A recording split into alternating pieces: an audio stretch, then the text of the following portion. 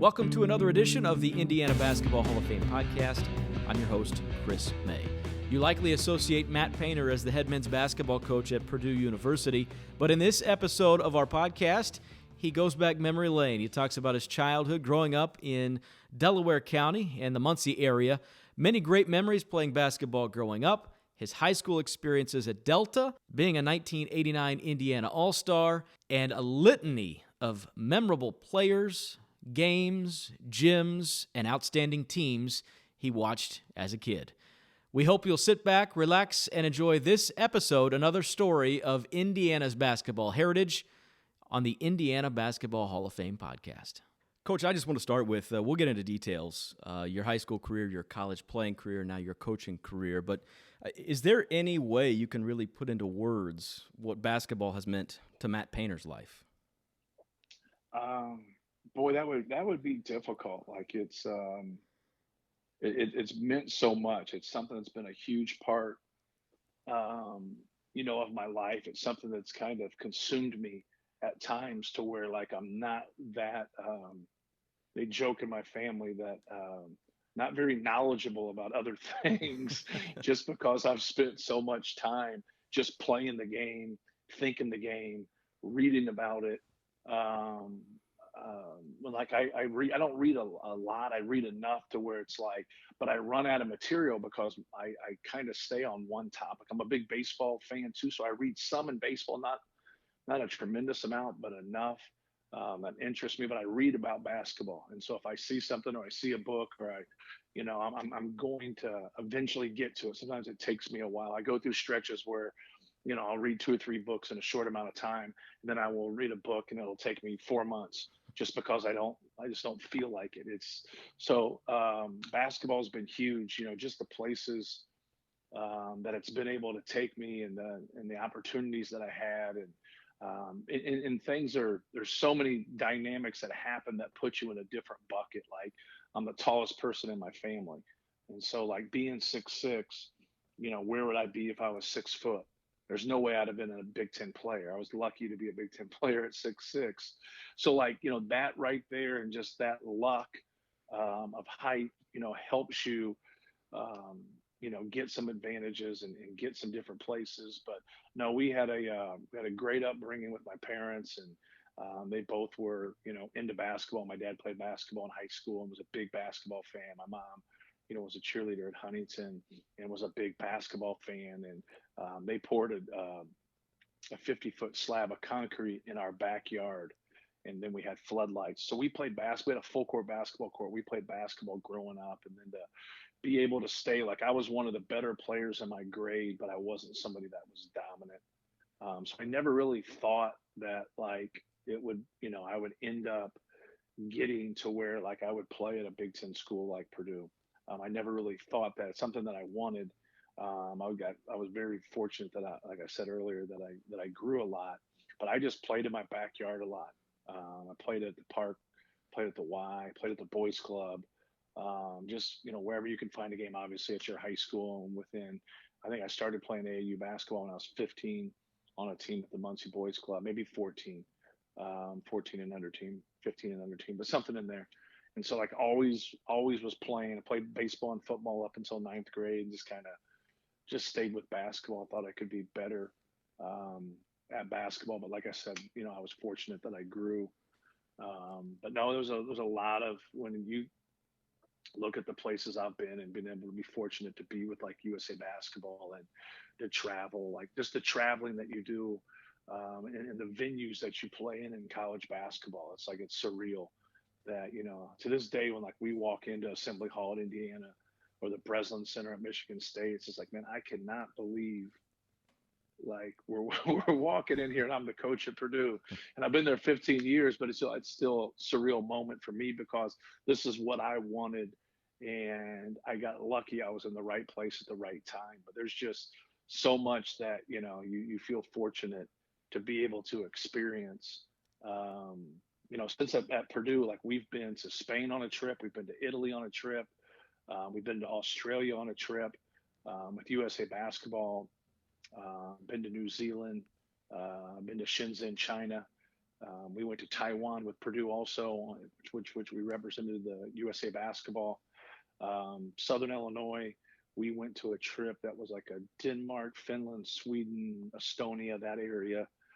We also went to Dominican Republic. I went on a Big Ten trip as a player to England, Belgium, Amsterdam, and so just like all the places that you've been able to go all over the world, and just to be able to not let the game use you. Like I felt like it's the game will do things for you and take you places, but you have to be true to the game, and have integrity, and do things the right. Just try your best to give things back. That's what I've tried to do in terms of you know being on committees at the NCAA or the NABC or USA basketball, or within the Big Ten, or conference, and just try to do what's best for the game, because it's done so many things all for me. all those experiences for a boy from Muncie and Royerton, Indiana. That's incredible. Yeah, no doubt, no doubt. I'm curious, in childhood especially, I mean, is there a moment, a game, a location where you identify, a true love for basketball that develops with you? It's always just kind of been there, just my dad took me a couple of times. My dad was a big Indiana fan, and would take me to see guys that would commit to Indiana, or Indiana was recruiting. So like we went and saw, let's think of some guys, um, John Flowers from Fort Wayne that went to Indiana, actually Mm-hmm. left Indiana. Tracy, I was drawing a blank. I know he lives in Pittsburgh now, but went to Indiana, actually transferred to UAB, really good player, could really score.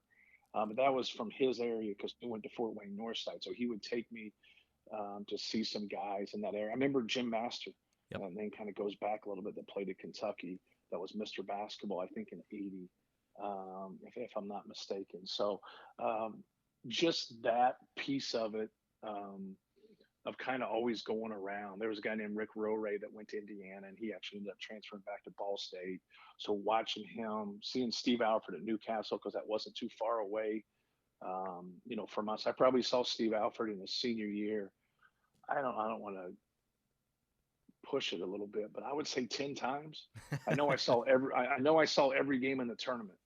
I saw the two or three sectional games. I saw the two regional games, and I saw the two semi-state games.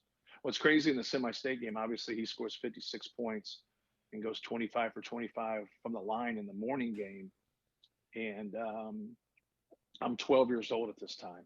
And so unbelievable game, 56 points, no 3-point line, Yep. 25 for 25 from the line. They beat Broad Ripple. They get beat by Basil Malby and Connorsville and the Heineman twins in the night game. And he has like 38.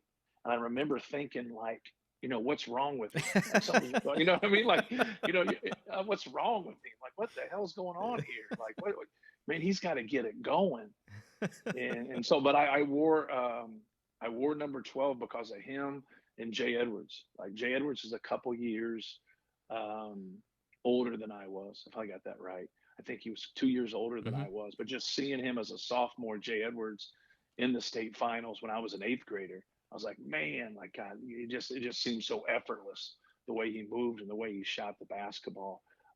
So it was something. I was not a great shooter um, growing up. I was I was a better player probably for my group, um, and more of a scorer than I was. I was really just a passer. But then as time went on, I'm like, man, I got to be able to shoot. And then when the 3-point line came in as my junior year, I started to get better at that time, and that really helped me, and it really helped me advance some things. But no, that was just kind of just this the game, and just the infatuation with the game more than anything. And but there was nothing that really triggered it. It was just always there. Like I played in the third grade league as a kindergartner. My dad coached me from kindergarten to sixth grade until I got into school basketball. We didn't have school basketball um, at that time, so my mom was always taking me to the Y. I was playing in a Y league or a boys club league, but I was always the youngest guy in my neighborhood too. So like I think that really helped me, that I had passing and ball handling skills, but I had never considered myself bigger than people, even though I was one of the taller guys in my grade. But I really shot up in high school, which really helped me. But that kind of background of like going around and seeing guys and having that infatuation of of what a good player is, and seeing good players. And Muncie had players too. So like, growing up, Muncie South Side, Muncie Central, Muncie North Side were so good. Muncie North Side was good in the 70s, was good in the 80s. They had Billy Butts, who went to Michigan, Mike Abrams, had a guy named Richard Ivey. Then I don't know where he actually went, but I know he was a really good player. And they had a really good team in that stretch. And they competed against Newcastle and Alfred and the group that they had over there. But Muncie Central always had players. When I was, 8, 9, 10 years old, Jack Moore, Jerry Shoecraft, both of them went to Nebraska, led Muncie Central to a state title. I think 78 was the year. If it wasn't, it was 79. And the next year they win it again. And Ray McCollum didn't play much on the previous team. And then all of a sudden kind of comes out of nowhere and leads them to another state title. And then he has a great career, at Ball State. And then Chandler Thompson was a year older than me, and Cedric Van Leer and Victor Young and Sam Long. And then obviously they beat Sean Kemp's team in 88. So like that was, that was a 10-year span. And so that's what I was around. I was, so I never thought I was, that good. Like it just, you talk about those guys, I could talk about more guys, but just in our area right there, think about in the 80s with Marion. Marion's 30 miles away from Muncie. Just think about, 87, 86, 85, those guys win it. 88, Muncie wins it, and 78 and 79, Muncie Central wins it, or 79, 80, I forget what it was. It was 78, 79, you're correct. 78, 79. So just think about from 78 to 88, Muncie Central wins it 3 times, Marion wins it 3 times. Yeah. And then I reeled off the teams, Mike Abrams from Muncie Northside went to Louisville, Billy Butts went to Michigan. They're on the same team. And so like that 10-year stretch right there in that, and I didn't even get to Anderson yet with all the players that, from, you know what I mean? So Anderson and Muncie and Marion and just the players in that little pod, I'm talking a 10-year span. You take them from that point on in the next 30 years, and there's no way there's as many players in the next 30 years as it was in that 10-year period. So a lot of things have changed, with the economy. A lot of things change when there's not as many opportunities, not as many jobs. You're not going to see as many people. And that's where the tradition's gotten lost, through the years in those towns like Anderson, where almost every year, in the 80s, you're just talking about like, you're going to have an Indiana All-Star. Like, you're going to have Winston Morgan, you're going to have Stu Robinson, you're going to have Ray Tolbert. You can go on and on with guys on a yearly basis, not to mention, when you get down to, both the Darners, then in the early 90s, late 80s, are at Anderson Highland, the Gary brothers. And so like, the Delph brothers. And so like, you can go on and on and on and on just in Muncie and Marion and Anderson. So I grew up in that environment. And, but you also grow up being humble because, you go other places and you play games and you do different things. There was always players. So you never thought you were that good, and you just kind of kept working. The one thing I learned from that response is my job might be in jeopardy. If with all the names you dropped and the history you just gave right there, I might be out of luck here in a year or two. That's great stuff. I think it speaks to a little bit being in the right place at the right time, because as you mentioned, during that decade, you can't throw a stone without great players at all these different schools.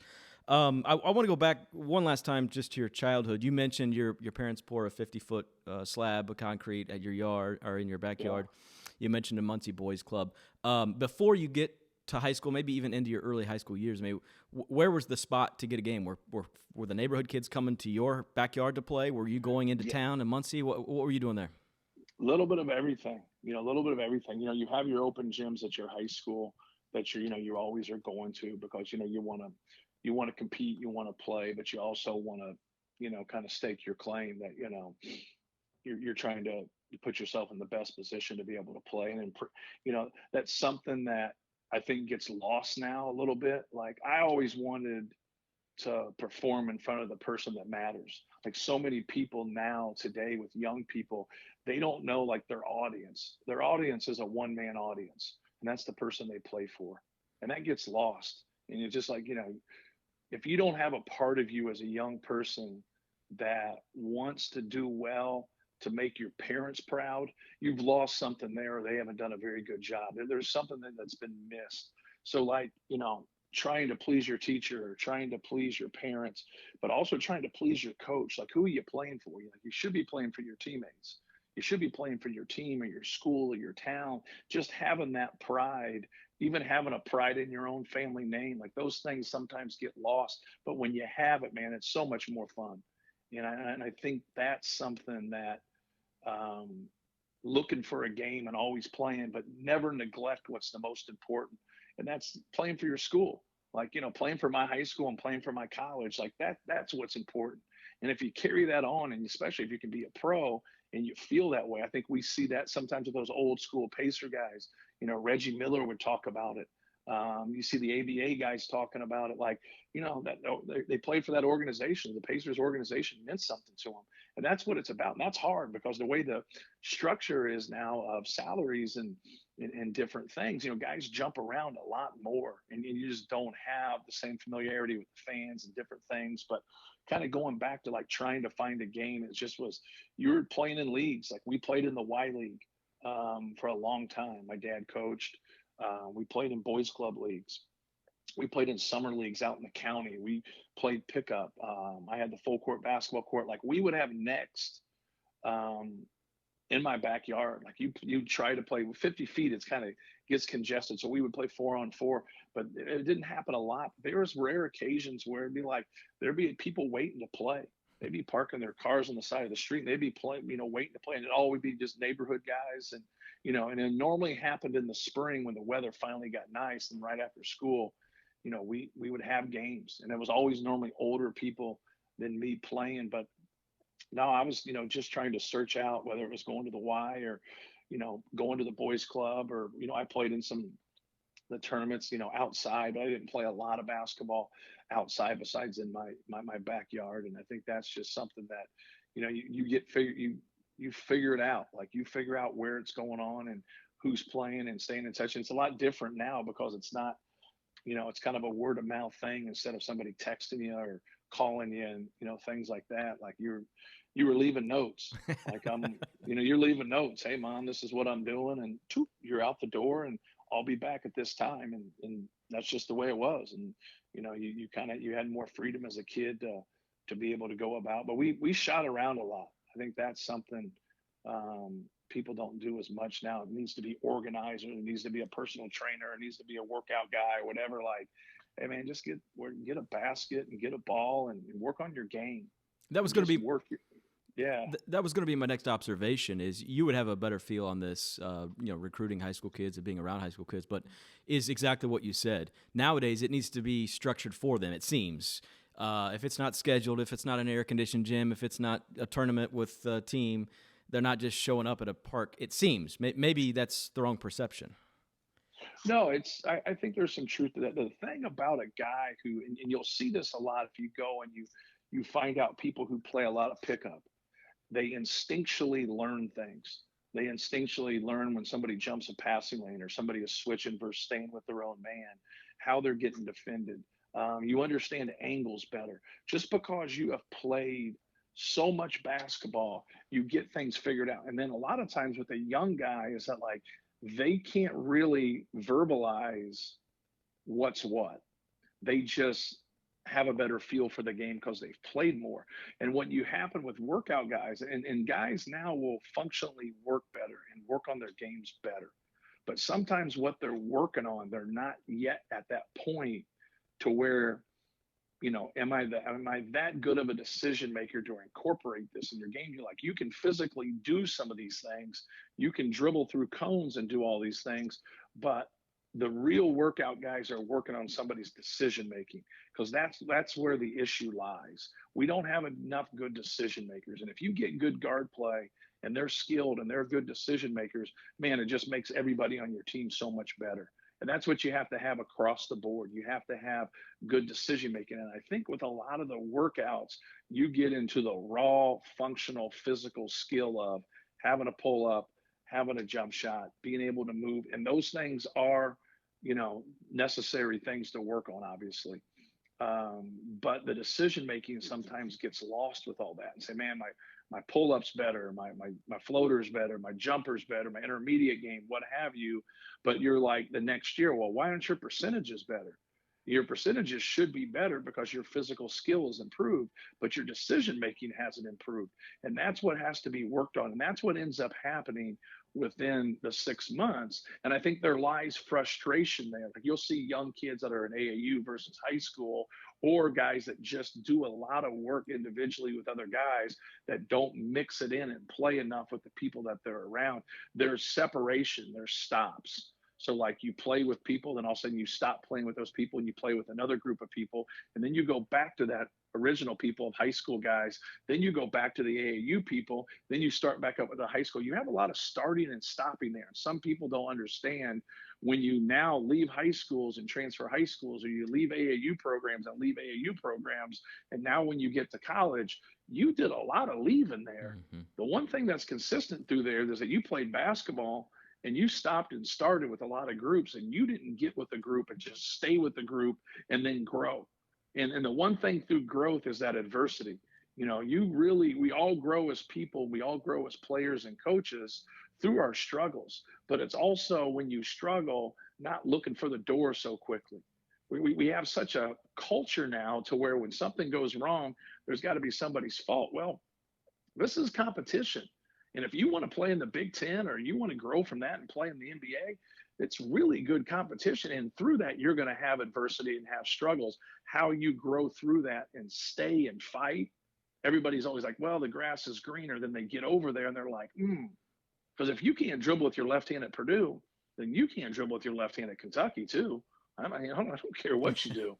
You still can't dribble with your left hand. If you're somebody that, doesn't get that figured out. But I think adversity is so good. Those struggles are so good for people. And, and just getting things figured out and just keep working and stay positive.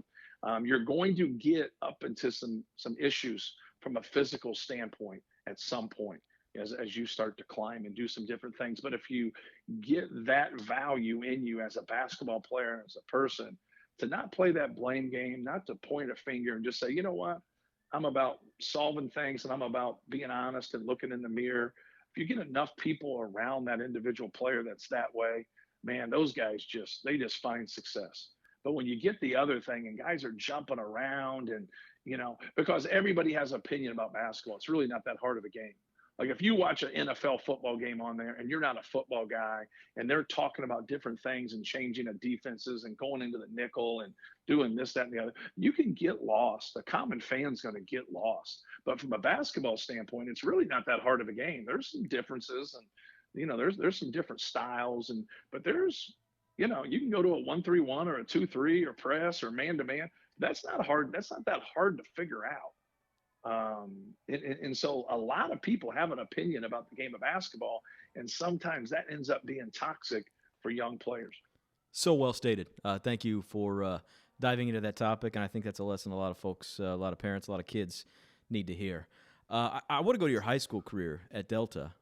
It culminates with being an Indiana All-Star in 1989, but your team's had some really good success. I think you won 20 games as a sophomore, in 19 wins, I think, at junior season. And then your senior year, you won 21 games. You win the sectional championship in the one-class system. Talk us through what that experience was like with the Delta Eagles.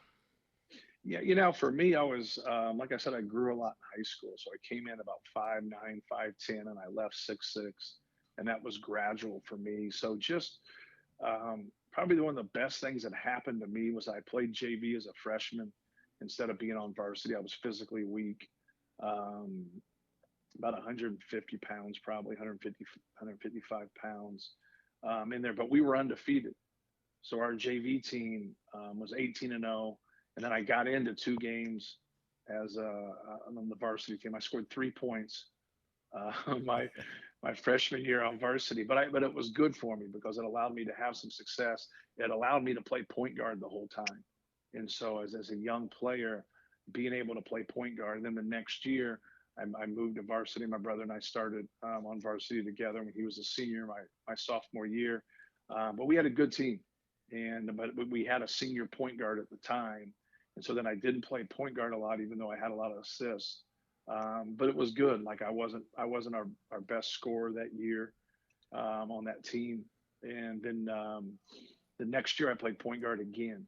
And so that was really good for me because I played a lot of different positions and did a lot of things, and it really helped me with my versatility. But no, we had a lot of fun. I think if you're a good player, they'll find you.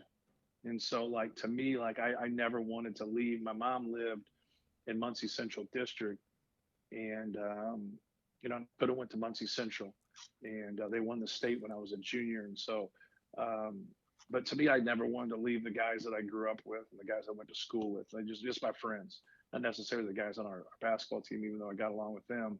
Just everybody that you went to school with, and so if you're, I always, and I didn't think I was any good. So, like, you know what I mean? Like, I just did it. Like, when you're 5'9", 5'10", you're going into high school, and I think our eighth grade year we were like 8 and 10. We were really good as sixth graders. We were really good as seventh graders. Then you could zone in eighth grade, and I couldn't shoot that well, and I didn't grow, and I just didn't think I was that good, to be honest with you. I think I was confident in what I could do, but I just didn't think on a so, like, going to another school or whatever really didn't, like, enter my mind, even though it was presented to me at one time You, before I started high school. that you absolutely stole my next question. Was your junior year, Muncie Central wins the state. You're right there. Did that thought ever cross your mind? Because it seems like nowadays that seems to be a lot of kids or parents' idea. Yeah, and I had a great year, my junior year, and we had a couple guys, Ted Hayden and David Nichols, that were seniors that could score. And so, like, even though I led us in scoring, like, passing was my best thing. And so, like, Dave could really shoot, and Ted was a low post player. We had a couple other guys that could make open shots.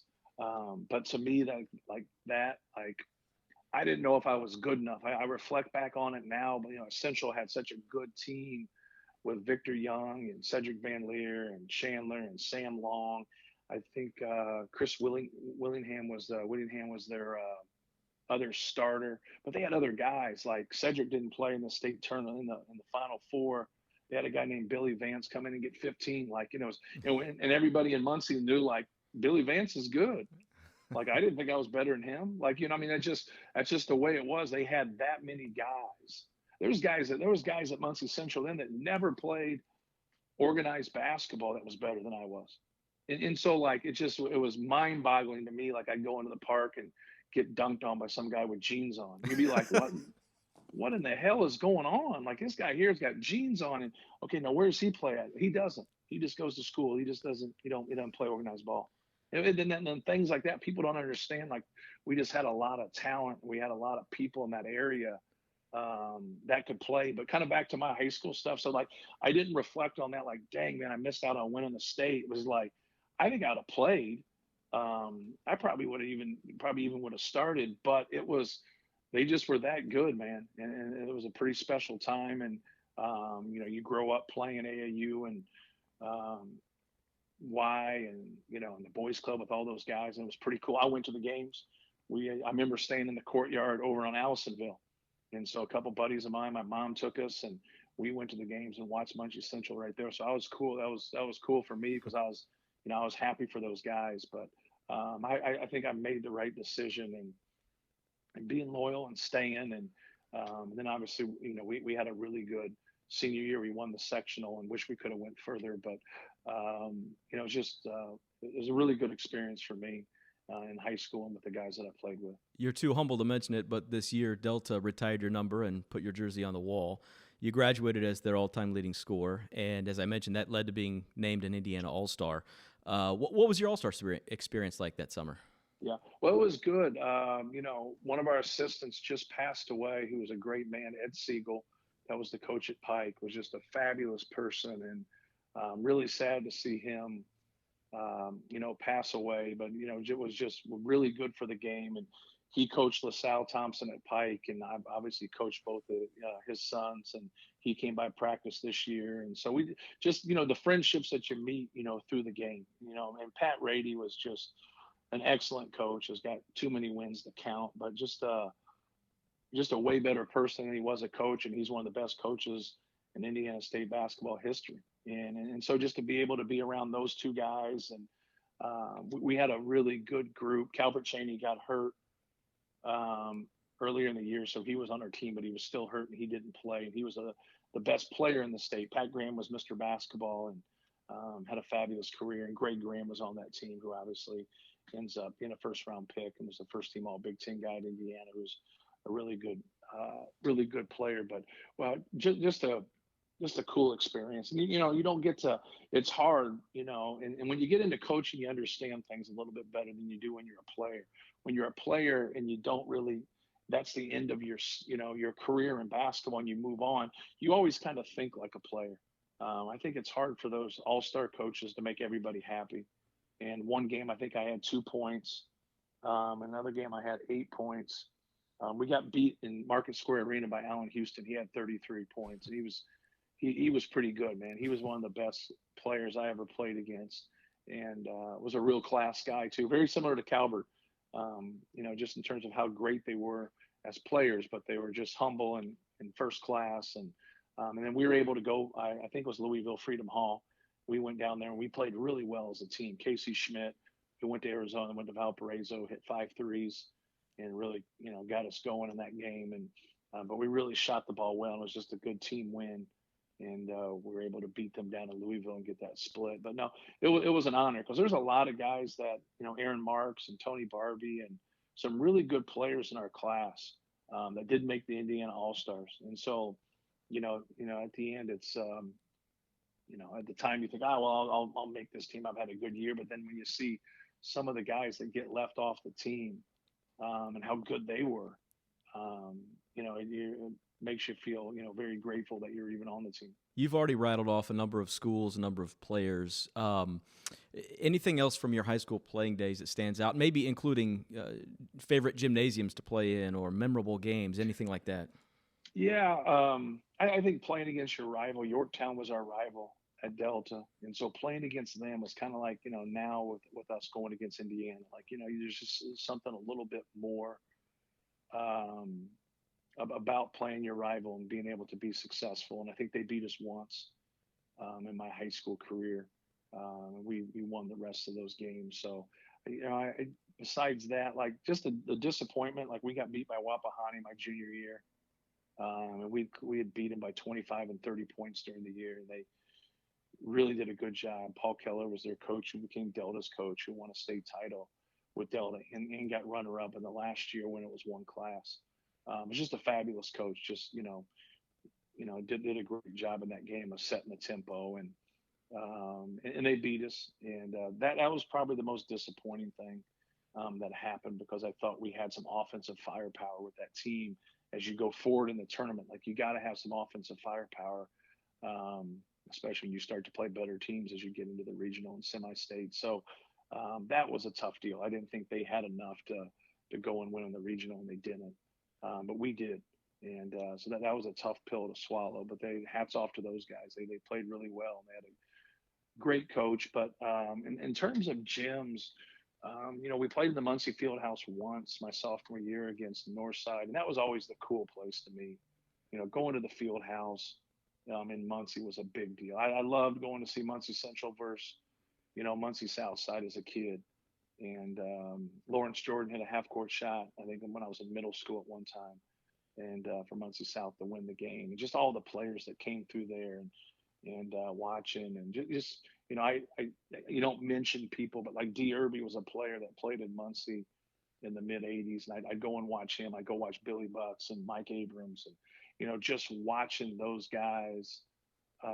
They were good, man. They were really good, but that was a big deal to me. Like I always, if we didn't have a game or we didn't have something going on, or there's something, and whether I was in middle school, whatever, I was trying to get a ride or get something, I'd go over and, I watched Newcastle, obviously, with Steve Alford, and then going over to the Muncie Fieldhouse was a big deal. Maybe I didn't, for whatever reason, I never went over to the Wigwam outside of when Delta played there. Delta played there like in 80 or 81 in the regional and won a game, and actually got to the regional final and got beat. But that was mind blowing to me as a young kid to see that environment and that atmosphere at like the field house, the Wigwam, going to Chrysler over in Newcastle. So to be able to see those type of things, everybody went to high school games. I mean, everybody. Like you go over to Muncie Southside and they weren't playing in the field house, and they're playing in their small gym. I mean, it was packed. It was packed to the gills. And so anytime that you were trying to do it, but even like some of the small schools that we played, we were a smaller school. We were probably around 900 to 1,000 students. But like when you would go to like some of these places and, you would go over to Pendleton Heights and play, they'd have a bigger gym. But if you went to Union City, which was smaller, the environments were still like really, really good. I'm just kind of, pulling some names out of the hat there, but it just seemed that way. Maybe it wasn't that way. But sometimes as a kid, what you remember and what you think isn't true. But I'll never forget going in '88 with one of the guys on our team, Rick Painter, and his parents had tickets for Central games, and they had tickets, and Central played Richmond. It's the only game Central lost that year in '88 with Woody Austin was Mr. Basketball in '88. But I went and watched that, and the bleachers were swaying and shaking. It was just a regular season game. I mean, it was crazy. And it was like, here I am, like, whoa, like this is impressive. Like, well, hell, this is high school basketball. Like, I'm involved in this too right now, but I'm not in that level of a game. Like, that was a big time game, and it was just pretty impressive to kind of be a part of it at that time. Last couple of things. Nowadays, the travel basketball, the AAU scene is exploded and is huge. What experiences did you have? Because I think that was probably just starting to come onto the scene when you were in high school. Right, right. Well, I think eighth grade was the first time I had played on a team like that. We kind of collect some hodgepodge teams and put them together and play in some tournaments with guys from where I'm around in the county and things like that. But then the first when I went to the boys club and played as I think a 14 and under team was the first team that I'd played on. Then the next year I played on the 15 and under team there. And a crazy story about that is you could only have two guys on your team. I think this was 15 and under. And don't hold me to that, but it's me going into my ninth grade year, maybe me going into my sophomore year. But Chandler Thompson, who I played in the third grade league with when I was a second grader, he's a year older than me. He didn't get on our 15 and under team, if I have the year right. And there was a big kid named Andy Welches that was a 6'6" kid that's at Muncie Central, and then Victor Young, who ends up 3 years later starting as their point guard on varsity. They were on our team, and you couldn't have more than two people. And the tryouts are like in March or April, and he doesn't make the team. I don't even know if he tries out. I don't even know if he's there. He's always just kind of lingering and always playing at the boys club or the Y. He was always around playing basketball, and he shouldn't have. And by the end of the summer, we get to like July, and Welch's isn't playing anymore, or Vic's not playing anymore. I forget what the deal was. So we pick him up, and he plays. And our coach is a guy named Stevie Anderson. At the time was like 23, 24 years old, just a young guy, but did a really good job. We were organized. We ran plays. We practiced all the time. He actually yelled at us.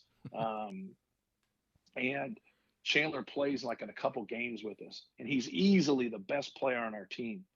And to this day, I've never seen somebody go from like March to July and go from somebody who's just another cat to the best player so quick.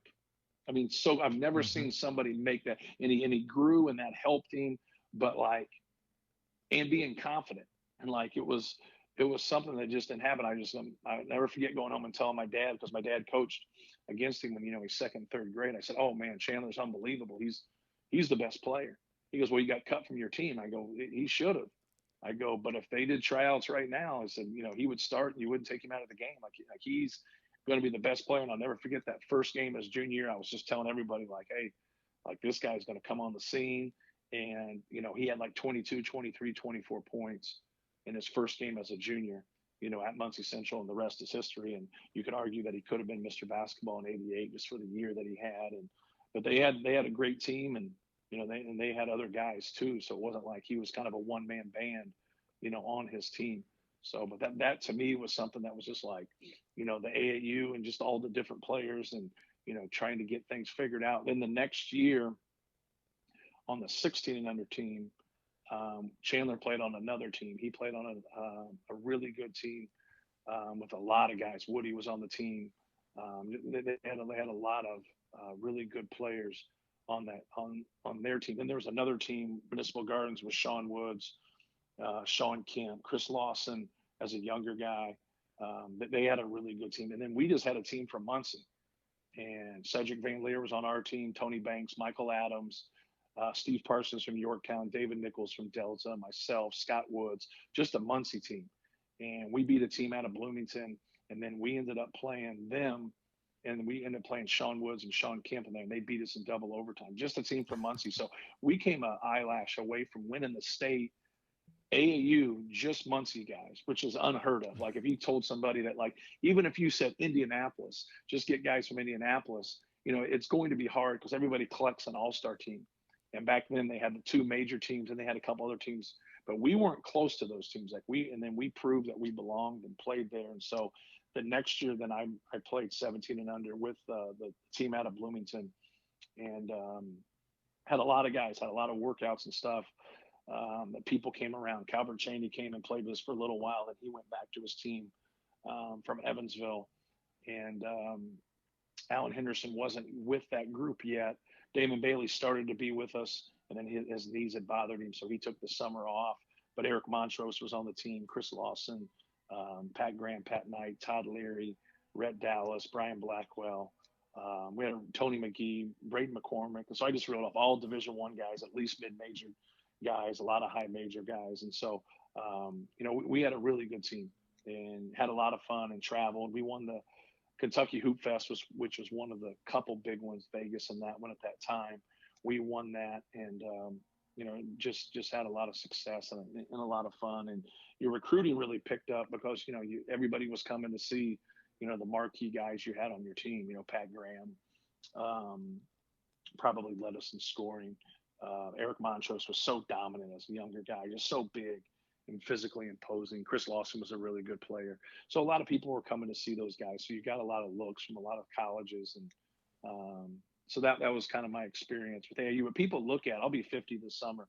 People look at it like, well, this AAU stuff. And it's like, there's a lot of positives through AAU. There really is. But what it's done unintentionally is there's a lot of hopping around in AAU. And so then the guys coaching you, they know that those guys can just pop up and leave at any moment. So when you're coaching them, what do you, if you get onto them a little bit, or there's any type of structure or restriction, or they'll just leave and go to another team because it's easier. Well, that really kind of sets the tone and forms a bad habit that you kind of see in our basketball culture. Well, Coach, I really appreciate your time. I appreciate all these stories. I know a lot of people know about your Purdue playing career, about obviously your coaching career, but to get some stories from your childhood and the early basketball years has been fantastic for me. So thank you very much for taking part with us today. Oh, no problem. Thanks for having me on, Chris. Thanks to Matt for his time and sharing his stories and memories here on the Indiana Basketball Hall of Fame podcast. As a reminder, please share with your friends on social media links to our podcasts. And if you haven't yet subscribed, you can do so through Apple Podcasts, through Spotify, Google Podcasts, and other outlets.